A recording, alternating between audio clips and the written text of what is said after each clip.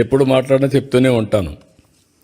కానీ దాన్ని అందిపుచ్చుకొని మీరు ఇన్ని దేశాలకు పోతే ఫస్ట్ టైం నేను జైల్లో ఉన్నప్పుడు ఎక్కడెక్కడి నుంచో మీరు డెమాన్స్ట్రేషన్లు చేస్తూ ఉంటే ఇన్ని దేశాల్లో తెలుగు వాళ్ళు ఉన్నారా అని నాకే ఆశ్చర్యం కలిగే పరిస్థితి వచ్చింది. అది 1-2 రోజులు చేయాలా మీరు? నేను జైల్లో ఉన్న 53 రోజులు నిరంతరం మీరు ఉద్యమాలు చేశారు. దీనికి నా జీవితాంతం నేను అనుకున్నాను.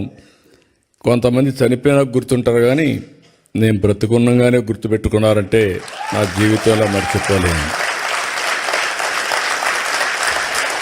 అక్కడి నుంచి ఎన్నికలు వచ్చాయి. ఎన్నికల్లో కూడా చాలా సమర్థవంతంగా మేము ఆలోచించాం.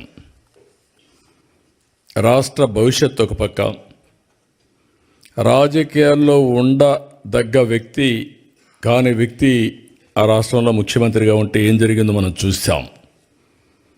అందుకని అందరం కలవాలనుకున్నాం.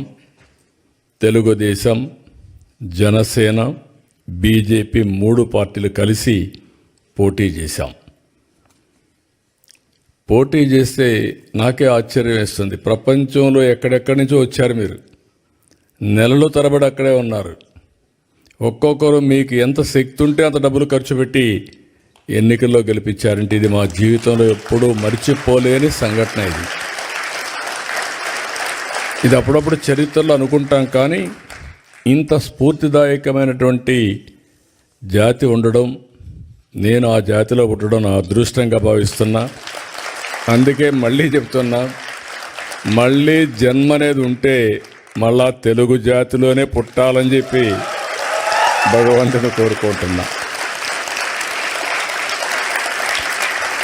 ఇంకొక విషయం మీరు చూస్తే